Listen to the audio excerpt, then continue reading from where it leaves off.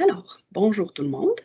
Certains d'entre vous m'ont fait remarquer que mon premier enregistrement n'avait pas de son. Alors voilà, je recommence une seconde fois, en fait une troisième fois, puisque la première fois, j'avais oublié de peser sur le piton pour dire démarrer l'enregistrement. Donc, je vais partager mon écran et vous allez pouvoir voir le contenu de ma présentation d'aujourd'hui, qui est une conférence sur la recherche scientifique. Alors, dans le fond, aujourd'hui, je suis avec vous pour vous présenter cette conférence qui va pouvoir, en tout cas je l'espère, démystifier la recherche pour un certain nombre d'entre vous, puisque quand les scientifiques viennent nous présenter ce type de sujet, c'est parfois difficile à suivre. Les termes utilisés peuvent être à l'occasion un peu compliqués pour nous, simples mortels. Alors, voilà. Alors, je vais me présenter pour ceux qui ne me connaissent pas. Je suis la directrice de la section Mauricie de la Société canadienne de la sclérose en plaques. Et avec vous aujourd'hui, je vais tenter de démystifier la recherche scientifique. Alors, nous allons passer à la diapositive suivante. Bon, vous allez vous dire probablement, là, mais pourquoi toi, tu viendrais nous parler de ça? Tu ne dois pas connaître ça bien plus que nous autres. Et vous avez un peu raison, je n'ai pas de formation en sciences, je ne suis pas une chercheure, puis je n'ai pas fait d'études là-dedans comme telle. Et ce que je sais, c'est une goutte d'eau comparée à l'océan de tout ce qu'il y a à savoir. Cependant, comme je disais tout à l'heure, je sais aussi que quand c'est un scientifique qui vient nous présenter le sujet de la recherche, on peut être un peu perdu. Et moi, j'avais envie de la vulgariser pour vous, que la recherche vous soit accessible. Entre autres parce que je reçois des nombreuses questions là, à cet égard, et aussi parce que j'ai une curiosité personnelle qui fait que je m'intéresse à ce sujet-là de près. Moi, j'ai eu la chance de voir le déroulement d'une étude scientifique, on va dire, de proche, dans la mesure où j'ai une sœur qui est doctorante en biologie et qui a fait sa maîtrise, sa thèse et son doctorat sur une recherche faite en laboratoire à l'université ici à Trois-Rivières. En gros, pendant presque 7 ans au total, elle a étudié des mitochondries qu'on croit responsables de faire circuler les maladies génétiques entre les parents et les enfants. Mais ce n'est pas ça le sujet aujourd'hui. Hein? Dans le fond, c'était juste pour vous montrer que j'avais eu l'occasion, grâce à elle, de voir ça d'un petit peu plus près. J'ai eu la chance aussi de travailler comme agente réglementaire pour un centre qui effectue des essais cliniques ici encore à Trois-Rivières. Donc, grâce à ce centre d'essais cliniques qui était spécialisé en maladies respiratoires, j'ai vu les protocoles stricts qu'il fallait appliquer. J'ai vu les conditions aussi dans lesquelles les patients étaient recrutés. J'ai vu les tonnes de papiers réglementaires qu'il y avait à compléter et les nombreuses vérifications externes pour s'assurer que tout est en ordre. Donc, on va passer à la page suivante. C'est grâce donc à toute mon expérience que je peux vous dire qu'une recherche, ça commence par une idée. Une idée qui germe dans l'esprit d'un scientifique, d'un chercheur, et que lui décide d'exposer son hypothèse à ses pairs. Si cette hypothèse-là se montre suffisamment intéressante, l'université ou le centre de recherche va choisir d'investir dans l'étude. Souvent, à cette étape-là, il s'agit de observer sous microscope différentes cultures qui ont été préparées dans un environnement contrôlé et selon un protocole strict, et le moindre changement au protocole ou à l'environnement peut invalider les résultats d'une étude. Puis là, on parle du travail de toute une équipe qui ont souvent passé plusieurs années sur le projet. C'est cette partie-là de la recherche, on appelle ça la recherche fondamentale. C'est le moment où on essaie de comprendre qu'est-ce qui cause quoi. Donc, une fois que l'étude en laboratoire est faite, il faut publier les résultats. Les résultats doivent être publiés dans des revues scientifiques parce qu'il faut valider la crédibilité des résultats, puis que les pairs puissent analyser la suite possible. Alors, si ça se montre qu'il y a une suite possible qui est valable, l'étape suivante, ça va être de produire la molécule et d'en tester la viabilité et la sécurité. Quand je vous parle de molécule, c'est ce qui va devenir le produit plus tard. Donc, je vais prendre un exemple que tout le monde connaît, le Tylenol. La molécule à l'intérieur, c'est de l'acétaminophène. L'acétaminophène, c'est la molécule qui a été produite au départ. Puis après ça, elle se retrouve dans différents médicaments. Donc, l'étape de cette étape-là de la recherche dans la vie d'une étude, ça implique malheureusement souvent un modèle animal. Bon. Quoique, dès que c'est possible, les scientifiques utilisent une méthode alternative. Dans le fond, ce qu'ils veulent vérifier avec cette partie-là de la recherche, c'est de s'assurer de qu'est-ce qui se produit avec la molécule. Est-ce que c'est dangereux pour le système? Est-ce que ça va tuer? Est-ce que ça peut être non efficace totalement? Qu'est-ce qui se passe là? C'est pour ça que cette partie-là doit être faite sur des êtres vivants parce qu'ultérieurement, quand on va vouloir l'utiliser sur des êtres humains, on ne veut pas avoir en main un produit qui est mortel. Hein? Ça serait un peu plate. Donc, cette partie-là de la recherche, on appelle ça la recherche clinique. Puis, quand cette partie-là est complétée, encore une fois, les résultats doivent être publiés et validés par la communauté scientifique avant de passer à l'étape suivante. L'étape suivante, ce sont les essais cliniques. On le voit ici. Je vais vous détailler les essais cliniques un peu plus.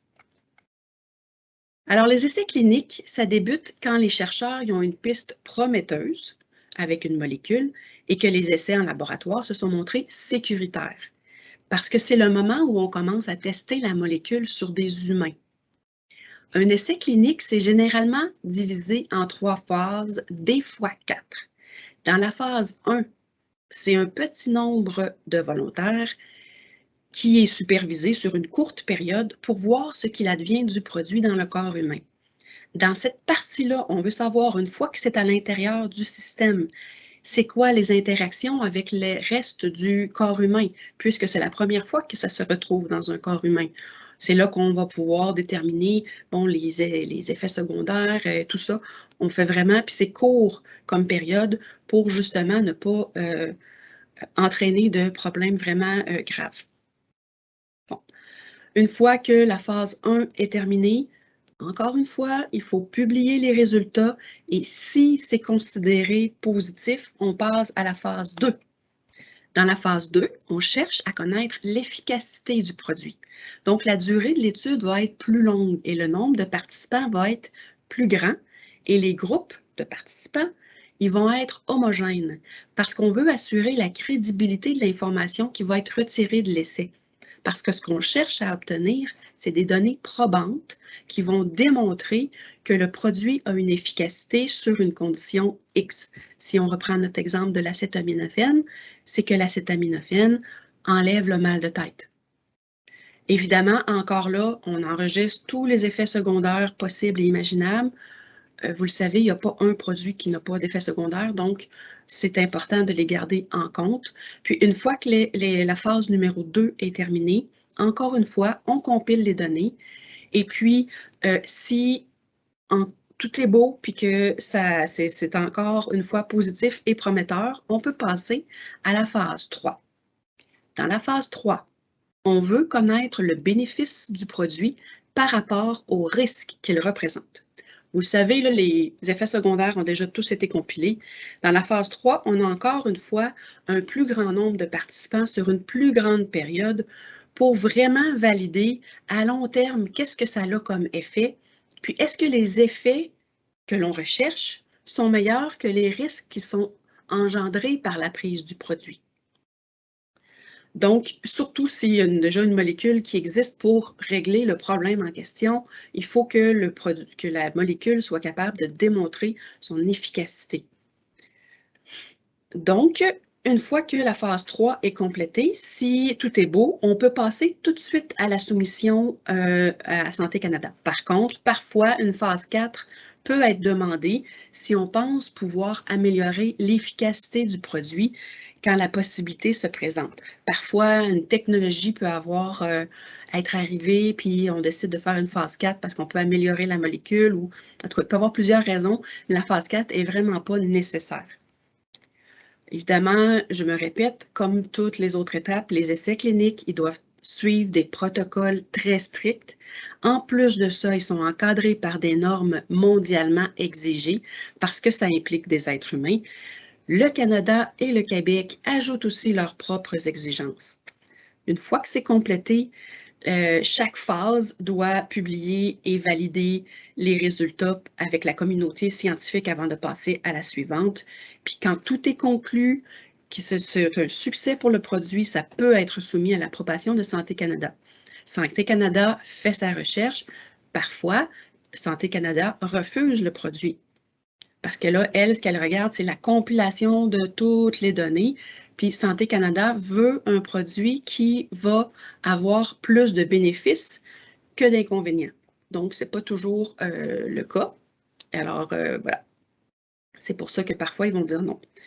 Sauf que quand ils disent oui, une fois que l'approbation de Santé Canada est obtenue, c'est là que le produit se retrouve sur les tablettes.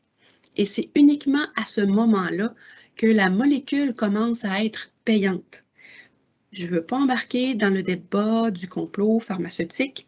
Ce que je veux vous démontrer, c'est qu'il y a de nombreuses années entre le moment où l'idée a germé dans l'esprit du scientifique et le moment où vous avez le produit en main. En plus de ça, le tout début de la recherche, quand elle est à son niveau fondamental et clinique, là, avant les essais cliniques, c'est très difficile de trouver du financement parce que tout ce qu'on retire de ces phases-là, c'est une connaissance. Ce n'est pas un produit qui va pouvoir être mis à profit. Puis les équipes qui travaillent dans le début de la vie d'une recherche, c'est des équipes qui carburent beaucoup plus à la passion qu'à la paye. En plus de ça, il y a le type de recherche qui ne sert qu'à accumuler de l'information et des données sur une maladie ou une condition. Ce type de recherche-là est encore plus longue pour avoir des données probantes, parce qu'il faut vraiment étudier un très grand nombre de personnes sur de très nombreuses années avant qu'on puisse dire, OK, on tire une conclusion des questions qu'on a pu poser. Voilà. Ensuite, je vais vous passer... Oh, je n'ai pas été trop vite. Maintenant, j'aimerais vous parler de l'argent qui est ramassé par vos sections locales de la Société canadienne de la sclérose en plaques. Donc, ce qu'on fait, c'est qu'on met notre argent en commun, chaque bureau régional. On ajoute à ça à l'argent qui est amassé au niveau provincial et on ajoute à ça l'argent qui est ramassé au niveau national. La raison, c'est facile, c'est que la recherche, ça demande beaucoup d'argent, puis il faut compter souvent en centaines de mille quand ce n'est pas en millions. Et notre petit, je vais donner un exemple, 30 000 qu'on amasse ici en Mauricie, ça ne donnerait pas grand-chose. Donc, vraiment, on met notre argent en commun. Et puis là, une fois que tout cet argent-là à la Société canadienne de la sclérose en plaques est mis en commun, on a un comité national qui est composé de personnes qui viennent du milieu scientifique pour être capables de comprendre les protocoles, les travaux de recherche qui sont proposés, mais sur lequel aussi siègent des personnes qui sont atteintes de sclérose en plaques. D'ailleurs, petite information comme ça, mise à part, c'est notre président, ici en Mauricie, le président du conseil d'administration, Denis Baribeau, a déjà siégé sur ce comité-là. D'ailleurs, je pense qu'éventuellement, il veut y retourner. Donc, les personnes qui sont dans ce comité-là, ensemble, ils vont décider quel projet va recevoir quel montant pour effectuer leurs travaux. Les seuls travaux de recherche admissibles, c'est ceux qui vont avoir respecté un processus de demande et de subvention rigoureux. Le comité s'assure de donner de l'argent à la recherche fondamentale et clinique, puisque ce sont les deux étapes dans la vie d'une recherche qui reçoivent le moins d'argent des entreprises pharmaceutiques. Pour votre information, on sait que mondialement, les meilleurs chercheurs en sclérose en plaques, ce sont les chercheurs canadiens. Et puis, au Canada, Les meilleurs chercheurs en sclérose en plaques, ils se trouvent au Québec. C'est d'ailleurs souvent des groupes de chercheurs québécois qui se répartissent la majorité de l'enveloppe budgétaire qui est accordée à la recherche par la Société canadienne de sclérose en plaques à chaque année. Je vais vous présenter maintenant des actualités, les dernières nouvelles là, qui sont sorties dans le domaine de la recherche en sclérose en plaques. On va faire ça en rafale. Alors, la première, c'est en espérant qu'avec mon lien, quand je vais cliquer, ça va le suivre avec la caméra. Autorisé. D'accord. Alors ça, c'est une avenue pour un premier médicament pour la sclérose en plaques progressive primaire. Vous le savez, la sclérose en plaques, il y a plusieurs formes. Il y a la forme cyclique, la forme progressive, et dans la forme progressive, il y a deux catégories, la forme primaire ou secondaire. La forme progressive primaire, c'est une sclérose en plaques qui démarre tout de suite en dégénérescence. Autrement dit, il n'y a pas de phase de rémission dans la sclérose en plaques progressive primaire. Et pour le moment, il n'y a aucun médicament qui permette de freiner l'avancement de la maladie. Donc ça, ce que je vous présente là, c'est une super de bonne nouvelle, puisque grâce à ça, on aurait un médicament qui pourrait freiner l'évolution de la maladie. Donc, le médicament qui est à l'étude, la molécule, c'est l'hydroxychloroquine. Cette étude-là a été menée par une équipe de Calgary qui a étudié 35 personnes durant 18 mois. Donc, vous voyez, là, ça, c'est un essai clinique de phase 1. Parce que c'est un petit nombre de personnes pendant une courte durée. 27 personnes du groupe de 35 ont vu la mobilité de leurs jambes stagner au lieu de se détériorer. C'est donc une excellente nouvelle. Et il y a même des personnes parmi ceux qui prenaient l'hydroxychloroquine chez qui la mobilité des jambes s'est améliorée. C'est donc une super de bonne nouvelle. Je vais vous présenter maintenant une autre nouvelle qui s'appelle un virus à l'origine de la sclérose en plaques. Vous voyez là que l'article que je vous présente, c'est un article de France Info, mais c'est une étude ça, qui a été largement partagée par différentes sources très crédibles. C'est que c'était tellement une nouvelle fracassante que tout le monde l'a repris. Donc, dans cette étude-là, qui, si je ne me trompe pas, vient d'une université aux États-Unis, je me souviens juste plus de l'endroit, vous voyez que ce qu'ils ont trouvé, c'est que le virus d'Epstein-Barr serait celui qui cause la sclérose en plaques. Le virus de Epstein-Barr, c'est un virus que la majorité d'entre nous, on a en nous. C'est juste que le virus est dormant. C'est le virus également qui cause les... là, je veux le dire, quand on est ado, on fait des... Attendez, je crois que c'était peut-être dans l'article... Comment qu'on appelle ça? Oh non, je me rappelle plus. Et alors, le mot que je cherchais, si difficilement, ce sont les mononucléoses. Donc, le virus de Epstein-Barr est celui qui cause la sclérose en plaques et les mononucléoses. Donc là, les scientifiques vont travailler sur un vaccin qui va pouvoir être donné en amont aux enfants avant qu'ils soient infectés par le virus, un petit peu comme on vaccine les jeunes filles contre le virus du papillome humain, puisque c'est lui qui est responsable du cancer de l'utérus ultérieurement dans la vie. Donc, nos enfants ne risqueraient plus de recevoir le diagnostic de sclérose en plaques. C'est une merveilleuse nouvelle. Pour ceux qui ont déjà la maladie, on n'a pas encore de remède. Par contre, maintenant qu'on sait qu'il faut viser le virus de Epstein-Barr, les scientifiques vont travailler là-dessus et vont pouvoir comprendre le processus et réussir à l'inverser. Donc, on avance dans la bonne direction. C'est vraiment encourageant. Maintenant, je veux vous présenter une troisième actualité.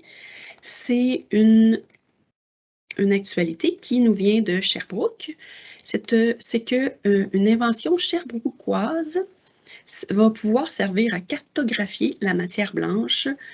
Et on voit ici, voilà, c'est une entreprise qui s'appelle Imeca et qui est un chef de file en neuroimagerie. Ce que les gens veulent faire avec ça, c'est que grâce aux biomarqueurs, ils vont pouvoir quantifier les changements de la matière blanche. Autrement dit, avec cette technologie-là, l'équipe qui fait cet essai clinique va pouvoir voir l'effet des différents traitements sur la neuroinflammation et la remyélinisation chez les patients. C'est une étude qui va être faite avec des participants de la forme progressée de la sclérose en plaques, autant primaire que secondaire. Et grâce à ce que les scientifiques vont avoir retiré de cette étude-là, ils vont pouvoir après ça déterminer plus rapidement quel médicament donner à quelle personne, puisqu'ils vont avoir vraiment comme une image complète en 3 dimensions de la maladie, plutôt que d'avoir seulement une image sur les scans qu'on fait, là. Donc, c'est une étude qui va être faite, je ne sais plus c'est où, aux États-Unis, en Australie. En tout cas, c'est quand même une super de bonne nouvelle, même si c'est un peu loin de chez nous. Maintenant, je vais vous changer de page. On s'en va à la page suivante. Je veux vous présenter, dans le fond, différentes sources d'informations sur les études en cours et sur les différentes nouvelles sur la recherche en sclérose en plaques. Évidemment, ce sont toutes des informations que je retire de la Société canadienne de la sclérose en plaques. Donc, progrès en sclérose en plaques, ça nous parle vraiment des recherches qui sont financées par la Société canadienne de sclérose en plaques. On a des témoignages, on a le mot de la présidente, qui est la directrice générale au niveau national.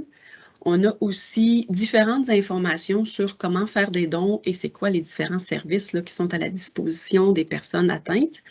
Puis après ça, on parle un petit peu des études qui sont en cours. Comme là, vous voyez, en ce moment, la metformine est étudiée parce qu'on pense qu'elle pourrait réparer le cerveau et atténuer les incapacités.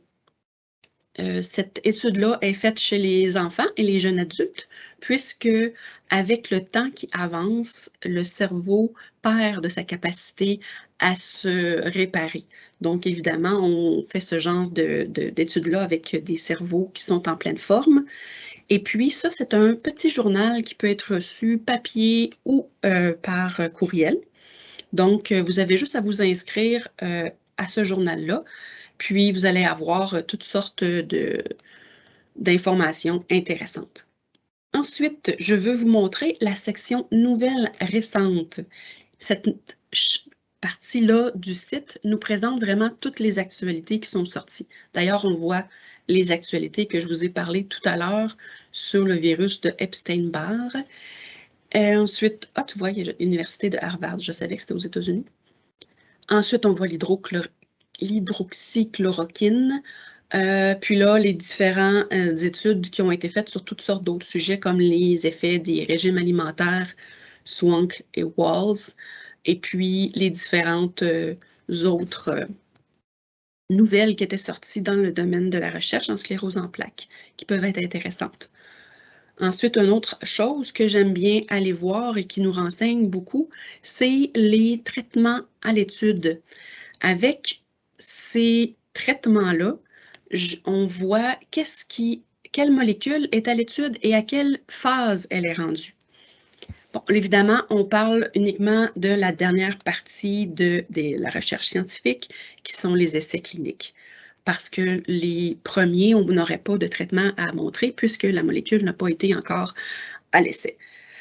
Donc, ici, ce qu'on voit, c'est qu'on a quand même quelques molécules supplémentaires qui vont être disponibles pour les traitements contre la sclérose en plaques cyclique. On voit ici que c'est cette étape-là qui est présentée. Il y en a même une qui est déjà rendue à sa demande d'homologation à Santé Canada.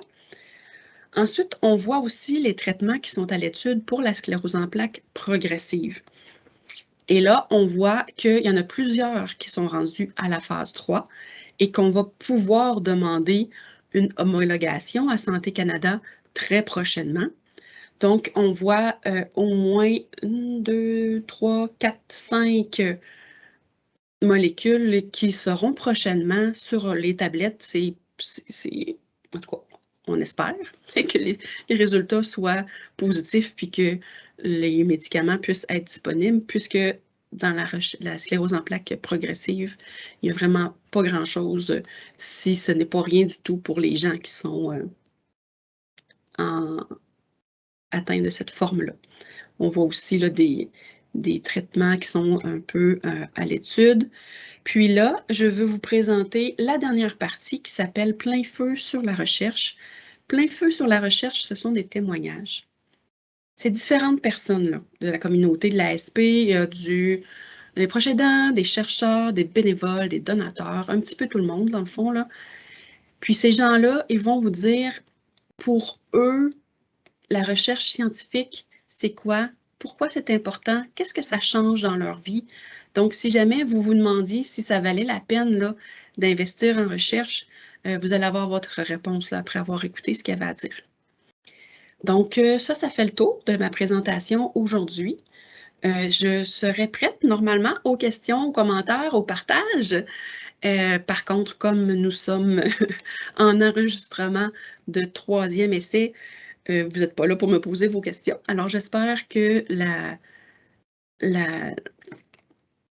l'enregistrement, ce que vous venez d'écouter, ça va vous avoir vraiment aidé dans vos différents questionnements que vous pouviez avoir sur la recherche, pourquoi ça prend tant de temps, puis toutes ces choses-là. Puis pourquoi on voit sortir tant d'articles sur différentes études qui ont été faites avant même qu'il y ait des données probantes ou qu'il y ait un produit qui soit prêt. Donc voilà, ça fait le tour. Je vous souhaite un bon restant de journée et puis à la prochaine.